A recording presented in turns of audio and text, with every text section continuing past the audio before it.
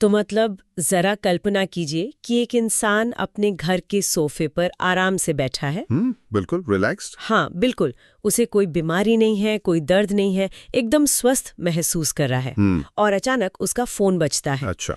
Phone पर एक emergency dispatcher है जो कहता है कि एक एम्बुलेंस आपके घर की तरफ निकल चुकी है। अरे बाप रे। हाँ, वो इंसान हैरान होकर पूछता है, भाई क्यों, मुझे तो कुछ नहीं हुआ। और डिस्पैचर जवाब देता है कि क्योंकि हमारा सिस्टम बता रहा है कि ठीक 3 मिनट बाद आपको एक गंभीर हार्ट अटैक आने वाला है। सच में? सुनने में ये किसी साइंस फिक्शन फिल्म का सीन लगता है ना। एकदम।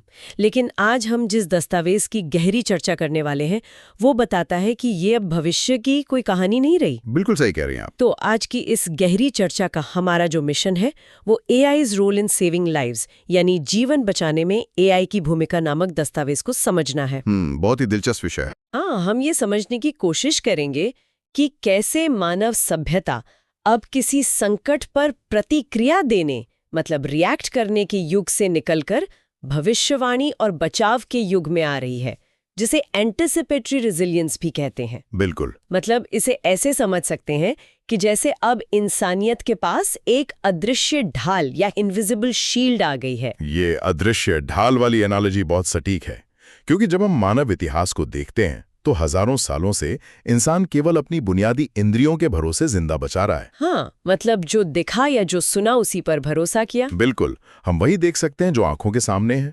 कोई बीमारी होती है तो हम दर्द होने पे इलाज खोजते हैं, भूकंप आता है तो इमारतें गिरने के बाद मलबा हटाते हैं। जाहिर है हम हमेशा रिएक्ट करते हैं। मतलब नुकसान होने के बाद हम जागते हैं। एकदम सही। लेकिन ये दस्तावेज एक बहुत बड़े पैराडाइम शिफ्ट की बात करता है। AI अब एक ऐसा कंप्यूटेशनल लेयर बन गया है जो समय और अंतरिक्ष की उन सीमाओं के पार देख सकता है जहां हमारा इंसानी दिमाग या हमारी आंखें कभी नहीं पहुंच सकती। क्या बात है। हाँ, ये सिर्फ कोई नया सॉफ्टवेयर अपडेट नहीं है, बल्कि जीवन बचाने वाले सिस्टम की पूरी बुनियाद का बदलना है, सूक्ष्म बीमारियों से लेकर वैश्विक आपदाओं तक। तो चलिए इस चर्चा की शुरुआत सबसे छोटे स्तर से करते हैं, मतलब इंसान के शरीर के अंदर की दुनिया से, क्योंकि हर आपदा कोई आसमान से या जमीन के फटने से तो नहीं आती ना। हाँ, कई बार तबाही शरीर के भीतर एक छोटी सी कोशिका से शुरू होती है। बिल्कुल। दस्तावेज में हेल्थ केयर को लेकर एक बहुत दिलचस्प बात कही गई है। 2024 के आंकड़े बताते हैं कि अमेरिका के लगभग 71% अस्पतालों ने अपने इलेक्ट्रॉनिक हेल्थ रिकॉर्ड यानी EHR में प्रेडिक्टिव AI को शामिल कर लिया है।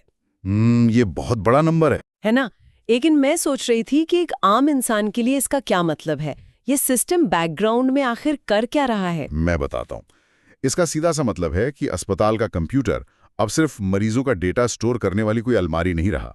वो एक ऐसा डॉक्टर बन गया है जो कभी सोता नहीं है। मतलब 24 घंटी निगरानी। हाँ, पारंपरिक चिकित्सा पूरी तरह से लक्षणों पर निर्भर करती है, लेकिन AI ड्रिवन डायग्नोस्टिक्स सब क्लिनिकल सिग्नल्स को पकड़ते हैं। सब क्लिनिकल सिग्नल्स मतलब वो शुरुआती खतरे की घंटी जो इतनी धीमी बज रही है कि कोई इंसानी डॉक्टर उसे सुन ही नहीं सकता। एकदम सही पकड़ा आपने। इसे ऐसे समझें कि किसी बहुत बड़ी मशीन का एक छोटा सा पुर्जा घिसने लगा है। मशीन अभी भी काम कर रही है, बाहर से कोई आवाज नहीं आ रही, लेकिन अंदर ही अंदर कुछ गड़बड़ शुरू हो गई है। बिल्कुल, अंदर ही अंदर तापमान थोड़ा सा बढ़ गया है। AI उस हल्के से तापमान के बदलाव को भांप लेता है। दस्तावेज में इसका एक बहुत ही शानदार उदाहरण हार्ट फेलियर को लेकर दिया गया है। अच्छा, वो अनुमाना वाला उदाहरण। हाँ, अनुमाना ECG-AI LEF एल्गोरिदम, जो एक साधारण ECG वेवफॉर्म का विश्लेषण करता है। जब इसका क्लिनिकल इवैल्यूएशन हुआ तो इसका AUC 0.944 था। अरे रुकिए, यहाँ थोड़ा रुकते हैं। ये AUC 0.944 क्या है? मतलब असल जिंदगी में इस नंबर का क्या पैमाना है? हाँ, जाहिर है ये थोड़ा तकनीकी है। AUC एक ऐसा पैमाना है जो बताता है कि कोई मॉडल खतरे को कितनी सटीकता से पहचान सकता है। अगर स्कोर 1 है तो इसका मतलब है कि मशीन एक परफेक्ट भविष्यवक्ता है जिसे कभी कोई गलती नहीं होती, और अगर 0.5 है तो मतलब मशीन बस हवा में सिक्का उछालकर तुक्का मार रही है। ओहो, मतलब 50-50। तो 0.944 का स्कोर होना ये लगभग एक सुपर ह्यूमन क्षमता है। ये इंसानी डॉक्टरों की क्षमता से बहुत बहुत आगे है। इस स्टडी में सबसे चौंकाने वाली बात यह हुई कि इस एआई ने 12.5% ऐसे लोगों को हाई रिस्क कैटेगरी में डाल दिया, जिन्हें इंसान डॉक्टर बिल्कुल स्वस्थ मान रहे थे। बिल्कुल, इंसानी डॉक्टर और उनके सारे टेस्ट उन लोगों को एकदम फिट बता रहे थे। और फिर उन 12.5% लोगों का क्या हुआ? क्या एआई सही था या वो सिर्फ कोई गलत अलार्म था? यही तो सबसे हैरान करने वाला आंकड़ा है। दस्तावेज बताता है कि जिन लोगों को एआई ने हाई रिस्क बताया था, उन्हें अगले 3 सालों के भीतर हार्ट फेलियर होने का खतरा आम लोगों की तुलना में 20 गुना ज्यादा था। बाप रे, 20 गुना ज्यादा। जरा सोचिए, एआई उन सूक्ष्म इलेक्ट्रिकल बदलावों को पकड़ रहा था जो भविष्य में होने वाली दिल की बीमारी का सिग्नल दे रहे थे। इससे डॉक्टरों को वो क्रिटिकल समय मिल जाता है जहां वो दवाइयां और लाइफस्टाइल बदलकर उस बीमारी को होने से ही रोक सकते हैं। ये सच में दिमाग को हिला देने वाला है। दस्तावेज में कैंसर को लेकर भी मसाई स्टडी का जिक्र है, जो स्वीडन की कोई बहुत बड़ी रिसर्च है, 2025 की। हाँ, मसाई स्टडी। तो कैंसर के मामले में भी क्या एआई ऐसा ही कुछ कमाल कर रहा है? बिल्कुल कर रहा है। मसाई स्टडी में 1,06,000 महिलाओं का डाटा लिया गया था, और जब इंसानी रेडियोलॉजिस्ट की तुलना एआई सपोर्टेड स्क्रीनिंग से की गई तो एआई ने 29% ज्यादा कैंसर खोजे। क्या बात है। और जो बात सबसे अहम है वो ये है कि इसने 51% प्री कैंसरस मामलों की पहचान की, मतलब इन सीटू मामले जो कैंसर बनने से ठीक पहले की स्थिति होते हैं। लेकिन यहाँ मेरे मन में एक सवाल उठता है। अक्सर होता यह है कि जब कोई मशीन या कोई टेस्ट बहुत ज्यादा सेंसिटिव हो जाता है तो वो हर छोटी चीज पर खतरे की घंटी बजाने लगता है। हाँ, जिसे फॉल्स पॉजिटिव कहते हैं। हाँ बिल्कुल। तो क्या इससे मरीजों में बेवजह की घबराहट और फालतू के टेस्ट नहीं बढ़ेंगे? ये एक बहुत ही जायज चिंता है और मेडिकल साइंस में ही हमेशा से एक बड़ी समस्या रही है। लेकिन इस एआई की खासियत ही यही थी कि इसने ये सब फॉल्स पॉजिटिव्स बढ़ाए बना किया। अरे वाह, मतलब कोई गलत अलार्म नहीं? नहीं, गलत अलार्म नहीं बजाए। इसके विपरीत इसने रेडियोलॉजिस्ट का वर्कलोड 44% तक कम कर दिया। ये तो डॉक्टरों के लिए भी बड़ी राहत है। इसके अलावा दस्तावेज में फेफड़ों के कैंसर के लिए सिबिल नाम के एआई का भी जिक्र है। यह एक साधारण सीटी स्कैन से 6 साल पहले ही फेफड़ों के कैंसर की भविष्यवाणी कर सकता है। बीमारी को 6 साल पहले पकड़ लेना बहुत बड़ी बात है। लेकिन यहाँ बात सच में बहुत दिलचस्प हो जाती है, क्योंकि ये कहानी का सिर्फ एक हिस्सा है। वो कैसे? मतलब अगर कोई एआई मुझे आज बता दे कि 5 साल बाद मुझे एक दुर्लभ बीमारी होने वाली है, लेकिन उस बीमारी की कोई दवाई नहीं है, तो ये तो और भी भयानक स्थिति है। बीमारी का पता तो चल गया, लेकिन इलाज का क्या? हाँ, ये तो एक बड़ा सवाल है। तो क्या दस्तावेज में इस बात का कोई जिक्र है कि एआई नई दवाइयां खोजने में कैसे मदद कर रहा है? बिल्कुल है, और इसे समझने के लिए हमें पहले ईरूम्स लॉ को समझना होगा। ईरूम्स लॉ? हाँ, आपने मोर का नियम या मोर्स लॉ तो सुना ही होगा कि तकनीक समय के साथ सस्ती और तेज होती जाती है। ईरूम दरअसल मोर की ही उल्टी स्पेलिंग है। अच्छा, मोर को उल्टा लिख दिया। हाँ, तो ये नियम बताता है कि तकनीक के विकास के बावजूद नई दवाइयां बनाना लगातार महंगा और धीमा क्यों होता जा रहा है। ऐसा क्यों है? मतलब जब हमारे पास इतने अच्छे और तेज कंप्यूटर्स हैं, तो दवा बनाना तो आसान होना चाहिए ना? ऐसा इसलिए है क्योंकि जो आसान बीमारियां थीं, जो लो हैंगिंग फ्रूट थे, उनका इलाज हम पहले ही ढूंढ चुके हैं। अब जो बीमारियां बची हैं वो बहुत ज्यादा जटिल हैं। आज एक नई दवा को बाजार में लाने में औसतन $2.8 बिलियन और 10 साल का समय लगता है। $2.8 बिलियन एक दवा के लिए? हाँ, और सबसे बुरी बात यह है कि 90% क्लिनिकल ट्रायल तो फेल हो जाते हैं। वैज्ञानिक सालों तक लैब में रसायनों को मिलाते हैं, ट्रायल एंड एरर करते हैं, और फिर इतने साल बाद पता चलता है कि दवा काम ही नहीं कर रही। और यहीं एआई पूरी बाजी पलट देता है ना? मैंने दस्तावेज में पढ़ा कि केमिस्ट्री 42 नाम के एआई द्वारा डिजाइन की गई एक दवा है, रेंटोसर्टिपिया, ISM 001055। एकदम सही। ये किसी गंभीर बीमारी के लिए है शायद, और एआई ने जिस काम में 5 से 6 साल लगते हैं उसे महज 18 महीने में पूरा कर लिया। और लागत सुनेंगी तो और हैरान रह जाएंगी। पारंपरिक तरीके में लगने वाले खर्च का मात्र 10% लगा इसमें। सिर्फ 10%? हाँ। लेकिन ये चमत्कार हुआ कैसे? मतलब मशीन ने ऐसा क्या किया जो इतने सारे वैज्ञानिक नहीं कर पा रहे थे? इसके पीछे का विज्ञान बहुत दिलचस्प है। AlphaFold 3 और ESM3 जैसे एआई मॉडल्स ने 50 साल पुरानी उस पहेली को सुलझा दिया है कि प्रोटीन कैसे फोल्ड होते हैं। प्रोटीन का फोल्ड होना? हाँ, इसे ऐसे समझें, बीमारियां अक्सर हमारे शरीर में मौजूद प्रोटीन की बनावट से जुड़ी होती हैं। प्रोटीन एक 3D ओरिगामी पहेली या एक बहुत ही जटिल ताले की तरह होते हैं। अगर आपको ताले का सही आकार नहीं पता तो आप उसकी चाबी यानी दवा नहीं बना सकते। ओह, तो मतलब इंसान अब तक अंधेरे में अलग-अलग चाबियां बनाकर उस ताले में लगाने की कोशिश कर रहे थे। बिल्कुल, हम बस तुक्के मार रहे थे। लेकिन एआई ने उन सभी तालों के 3D आकार की एकदम सटीक भविष्यवाणी कर दी है। अब वैज्ञानिक कंप्यूटर सिमुलेशन में ही एकदम सटीक मॉलिक्यूल डिजाइन कर लेते हैं जो सीधे उस ताले में फिट हो जाए। हवा में तीर चलाने की जरूरत ही खत्म। एकदम खत्म। तो हमने देखा कि कैसे एआई शरीर के अंदर माइक्रो लेवल पर कोशिकाओं के ताले खोल रहा है। लेकिन अब जरा इस चर्चा के कैनवस को बड़ा करते हैं। मैक्रो लेवल पर। हाँ, अगर एआई एक सेल के म्यूटेशन को पढ़ सकता है तो क्या वो पूरी धरती की धड़कन को पढ़ सकता है? शरीर के माइक्रो लेवल से अब प्रकृति के मैक्रो लेवल पर चलते हैं। प्राकृतिक आपदाएं। प्राकृतिक आपदाओं के मामले में यहाँ जो सबसे हैरान करने वाली बात है वो ये कि समय ही जीवन है। उदाहरण के लिए भूकंप और सुनामी को लेते हैं।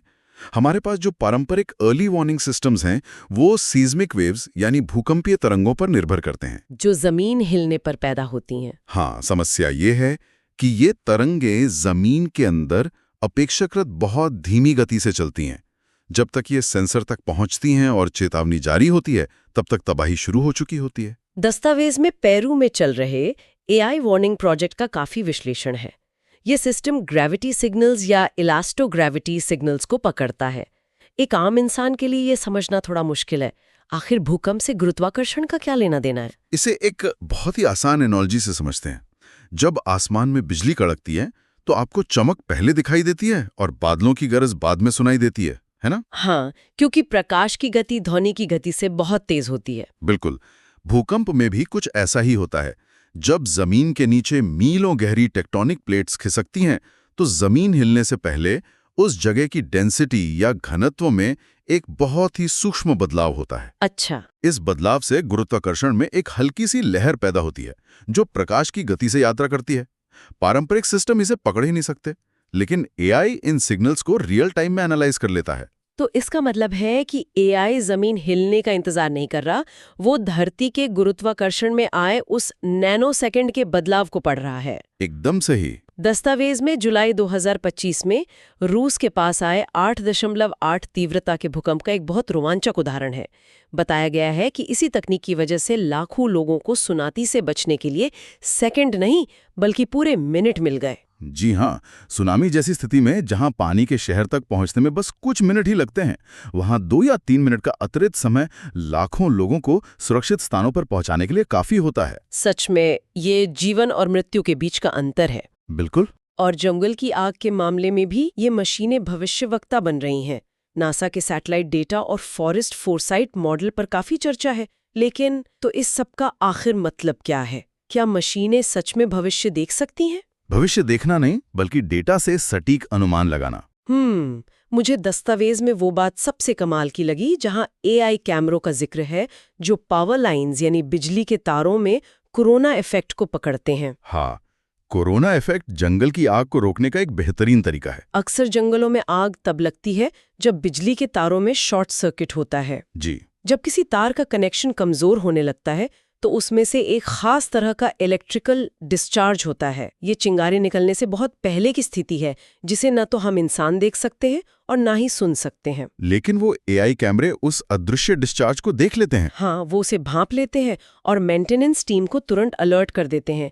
यानी आग लगने का कारण बनने से पहले ही उस तार को ठीक कर दिया जाता है। ठीक है, बड़ी प्राकृतिक आपदाओं की भविष्यवाणी करना एक बात है, लेकिन अब उस स्थिति पर आते हैं जब कोई आपातकाल या इमरजेंसी अभी इसी वक्त घट रही हो।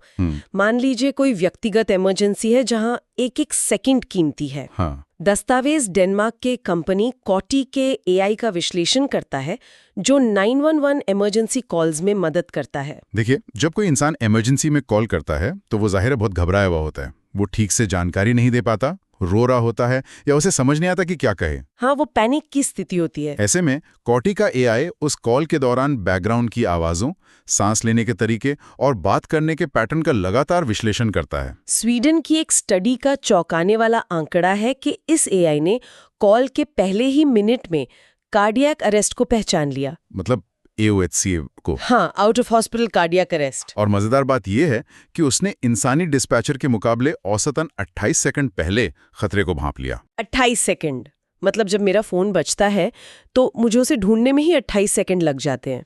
सुनने में यह समय बहुत छोटा लगता है, लेकिन किसी कार्डियक अरेस्ट में तो ये एक बहुत बड़ा समय है ना? बहुत बड़ा।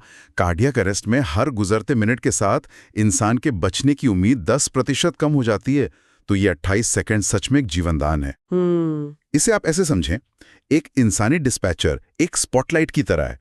उसका पूरा ध्यान सिर्फ इस बात पर होता है कि कॉलर क्या बोल रहा है, लेकिन AI एक फ्लडलाइट की तरह है जो सब कुछ एक साथ देख रही है। हाँ, वो एक ही समय में कॉलर के शब्द, उसके पीछे की आहट, सांस की गति और आवाज का तनाव सबको एक साथ कैच कर रहा है। और यही बात मानसिक स्वास्थ्य या मेंटल हेल्थ के क्षेत्र में भी लागू होती है, जहां अक्सर दर्द बाहर से नहीं दिखता, इंसान अंदर से टूट रहा होता है, लेकिन चेहरे पर मुस्कान होती है। बिल्कुल। दस्तावेज बताता है कि क्या AI इंसान के दुख को समझ सकता है?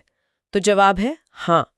रेडिट और ट्विटर के डेटा का इस्तेमाल करके आत्महत्या के विचारों को 80% सटीकता के साथ पहचानने वाले AI मॉडल की बात की गई है। और आपको पता है, अस्पताल से, इमरजेंसी रूम से डिस्चार्ज होने के 1 महीने के भीतर आत्महत्या के प्रयास की भविष्यवाणी करने में ये AI डॉक्टरों से भी ज्यादा बेहतर साबित हुआ है। ऐसा इसलिए संभव है क्योंकि कोई भी इंसान अपने डॉक्टर को शायद सब कुछ ना बताए। हाँ, हम अक्सर बातें छुपा लेते हैं। लेकिन उसकी भाषा, उसके शब्दों का चुनाव, दिन के किस समय वो ऑनलाइन है, वो किन चीजों को सर्च कर रहा है, ये सारे पैटर्न्स एक बहुत ही स्पष्ट कहानी बयां करते हैं। AI उन पैटर्न्स को पकड़कर समय रहते किसी की जान बचाने का मौका देता है। Exactly. लेकिन यहाँ मैं एक थोड़ा आलोचनात्मक सवाल पूछना चाहूंगी। पूछिए। क्या किसी आपातकाल में एक एल्गोरिदम पर पूरी तरह से निर्भर होना खतरनाक नहीं है? मतलब जब कोई 911 पर कॉल करता है तो उस लाइन के उस पार बैठे ऑपरेटर के पास सालों का इंसानी अनुभव होता है, एक अंतर्ज्ञान या इंट्यूशन होता है। हाँ। क्या कोई भी मशीन उस इंसानी अनुभव की जगह ले सकती है? क्या हम इंसानी हमदर्दी को एक कोड से रिप्लेस कर रहे हैं? ये एक बहुत ही अहम सवाल है और अक्सर लोग ऐसा सोचते हैं, लेकिन दस्तावेज ये बिल्कुल नहीं कहता कि AI इंसानों को रिप्लेस कर रहा है। तो फिर क्या कर रहा है? AI इंसानी डिस्पैचर की जगह नहीं ले रहा है, ये उनके कॉग्निटिव लोड यानी दिमागी बोझ को कम कर रहा है। अच्छा, एक सहायक की तरह। हाँ, जब ऑपरेटर कॉल पर किसी घबराए हुए व्यक्ति को शांत करने की कोशिश कर रहा होता है, हाँ। तो वो इंसान अपनी पूरी ऊर्जा उस बातचीत में लगा रहा होता है। ऐसे में AI पीछे से डेटा एनालाइज करके ऑपरेटर की स्क्रीन पर बस एक संकेत देता है कि मुझे बैकग्राउंड में सांस उखड़ने की आवाज आ रही है, ये कार्डियक अरेस्ट हो सकता है। ओहो। तो ये एक सहकर्मी की तरह है, एक को पायलट है जो इंसानी क्षमता को बढ़ाता है, उसे खत्म नहीं करता। ये एक बहुत अच्छा नजरिया है। मतलब मशीन और इंसान एक दूसरे के खिलाफ नहीं बल्कि मिलकर काम कर रहे हैं। दस्तावेज में इसे बुनियादी ढांचा यानी इंफ्रास्ट्रक्चर के साथ भी जोड़ा गया है। हाँ, iFactory जैसे AI प्लेटफॉर्म्स का जिक्र है जो पुलों में लगे सेंसर्स के जरिए लगातार डेटा पढ़ रहे हैं। जी, और ये भी उसी एंटिसिपेटरी रेजिलियंस का ही हिस्सा है। AI उन दरारों या माइक्रोस्कोपिक फ्रैक्चर्स को इंसानों के देखने से हफ्तों पहले पकड़ लेता है, जिन्हें इंसानी आंखें देख भी नहीं सकती। इससे तो बहुत बड़े हादसे टल सकते हैं। बिल्कुल, इससे ना सिर्फ बड़े हादसे टलते हैं, बल्कि समय पर मरम्मत करने से पुल की उम्र 20 साल तक बढ़ाई जा सकती है। चलिए अब स्थानीय स्तर की इस चर्चा से निकलकर पूरी दुनिया की बात करते हैं। वैश्विक महामारी और मानवीय सहायता का बदलता स्वरूप। कोविड के बाद हम सब ये अच्छी तरह जान गए हैं कि बीमारियां कोई सरहद नहीं मानती। जब संकट पूरी दुनिया या किसी बड़े समुदाय पर आता है तो AI सिस्टम और लॉजिस्टिक्स कैसे काम करते हैं? अगर हम इसको बड़े पैमाने पर देखें तो AI एपिडेमिक इंटेलिजेंस यानी महामारियों को ट्रैक करने के विज्ञान को पूरी तरह से बदल रहा है। ब्लू डॉट और हेल्थ मैप जैसी प्रणालियों का उदाहरण लें। हाँ, मैंने पढ़ा इसके बारे में। हेल्थ मैप ने 2019 के अंत में वुहान में और उससे भी पहले 2009 में मेक्सिको में अनजान बीमारियों के क्लस्टर को विश्व स्वास्थ्य संगठन यानी WHO के आधिकारिक ऐलान से काफी पहले ही पहचान लिया था। और ब्लू डॉट ने तो 2020 में ताइवान में संक्रमण के खतरे की बिल्कुल सही भविष्यवाणी की थी। लेकिन वो ये करते कैसे हैं? क्या उनके पास कोई जासूस होते हैं? नहीं, उनके जासूस डेटा पॉइंट्स हैं। ये सिस्टम बिना थके लगातार पूरी दुनिया के हजारों स्रोतों से डेटा इकट्ठा कर रहे हैं। अच्छा, वो फ्लाइट मैनिफेस्ट लिख रहे हैं, स्थानीय न्यूज़ रिपोर्ट पढ़ रहे हैं, मौसम का डेटा एनालाइज कर रहे हैं। जब एक शहर में अचानक खांसी की दवाइयों की बिक्री बढ़ जाती है और उसी शहर से बहुत सारे लोग दूसरे देश यात्रा कर रहे होते हैं तो एआई इन सारी कड़ियों को जोड़ लेता है। बिल्कुल, वो एक पैटर्न बना लेता है। इससे पब्लिक हेल्थ प्रोफेशनल्स के हर हफ्ते अनगिनत घंटे बच जाते हैं। और जब कोई आपदा आ ही जाती है तो मदद कैसे पहुंचाई जाए, इसमें भी एआई लॉजिस्टिक्स को नया रूप दे रहा है। दस्तावेज में मानवीय सहायता को लेकर रवांडा और घाना में जिपलाइन के ड्रोन का जिक्र है, जो दुर्गम इलाकों में खून और वैक्सीन पहुंचा रहे हैं। हाँ, लेकिन मुझे सबसे ज्यादा प्रभावशाली लगा 2024 के तूफान हेलन और मिल्टन का उदाहरण। जब ये तूफान आए थे तो तबाही का मंजर बहुत भयानक था, और वहाँ गिव डायरेक्टली नाम की संस्था ने जो किया वो कमाल था। बिल्कुल, पारंपरिक तरीके से राहत पहुंचाने में तो हफ्तों बल्कि महीनों लग जाते हैं, क्योंकि लोगों को फॉर्म भरने होते हैं, कतारों में लगना होता है, सरकारी अधिकारी नुकसान का जायजा लेने आते हैं। बहुत लंबा प्रोसेस होता है। लेकिन गिव डायरेक्टली ने क्या किया कि उन्होंने गूगल एआई का उपयोग किया, और यहीं पर पूरी कहानी बदल जाती है। उन्होंने सैटेलाइट इमेज का इस्तेमाल करके खुद उन इलाकों को पहचाना जहां सबसे ज्यादा तबाही हुई थी। एआई ने देखा कि किन घरों की छतें उड़ गई हैं, कहां सड़कें टूट गई हैं, और उसे गरीबी रेखा के डेटा के साथ मैच किया। और बिना किसी कागजी कार्रवाई के, बिना किसी फॉर्म के, कुछ ही दिनों के भीतर प्रभावित परिवारों के बैंक खातों में सीधे $1000 की नकद राहत पहुंचा दी गई। ये तो मदद के पूरे सिद्धांत को ही पलट देता है। बिल्कुल। अब इंतजार मत करो कि पीड़ित आकर तुमसे मदद मांगे। एआई की मदद से उन्हें खुद ढूंढो और उन तक पहुंचो। और यही इस पूरे दस्तावेज का सार है। सिस्टम अब फेल होने का इंतजार नहीं कर रहा। वो खतरे के होने से पहले या उसके तुरंत बाद सबसे तेज और सटीक प्रतिक्रिया दे रहा है। तो अगर हम आज की इस गहरी चर्चा को समेटें, तो हमने देखा कि इंसान के शरीर में एक छोटी सी कोशिका के अंदर छिपे म्यूटेशन को खोजने से लेकर आसमान से जंगल की आग देखने, पुलों को गिरने से बचाने और वैश्विक स्तर पर महामारियों को रोकने तक, एआई अब सच में मानव जाति के अस्तित्व को बचाने का एक बुनियादी ढांचा या सर्वाइवल इंफ्रास्ट्रक्चर बन चुका है। दस्तावेज में कुछ एथिकल सवालों जैसे डेटा प्राइवेसी, ब्लैक बॉक्स और बायस का भी जिक्र है, जिन पर ध्यान देना जाहिर है बहुत जरूरी है। हाँ, तकनीक के साथ ये जिम्मेदारियां भी आती हैं। बिल्कुल। हम प्रतिक्रिया देने वाले जीवों से भविष्यवाणी करने वाली एक उन्नत सभ्यता में बदल रहे हैं। लेकिन आज के इस विश्लेषण को हम एक ऐसे सवाल के साथ छोड़ते हैं जिस पर शायद हम सबको सोचना चाहिए। वो क्या? हमने देखा कि एआई हमें बीमारी, प्राकृतिक आपदा और हर तरह के खतरे से पहले ही बचाने की दिशा में तेजी से आगे बढ़ रहा है। लेकिन जरा सोचिए, अगर भविष्य में एआई पूरी तरह से परफेक्ट हो जाता है, अच्छा, वो इंसान को हर संकट, हर बीमारी और हर तूफान का सामना करने से पहले ही सुरक्षित कर लेता है, तो क्या इससे इंसान की मनोवैज्ञानिक सहन शक्ति, हमारी साइकोलॉजिकल रेजिलियंस खत्म हो जाएगी? बाप रे, ये तो बहुत ही गहरा विचार है। हाँ, अगर हमारी आने वाली पीढ़ियों को कभी किसी अप्रत्याशित संकट का सामना ही नहीं करना पड़ेगा, अगर उन्हें कभी दर्द या नुकसान से नहीं गुजरना पड़ेगा, तो क्या हम एक प्रजाति के तौर पर खतरे से लड़ने की अपनी प्राकृतिक विकासवादी क्षमता हमेशा के लिए खो देंगे? क्या पूरी तरह से सुरक्षित होना ही हमारा सबसे बड़ा खतरा बन जाएगा? बहुत ही सोचने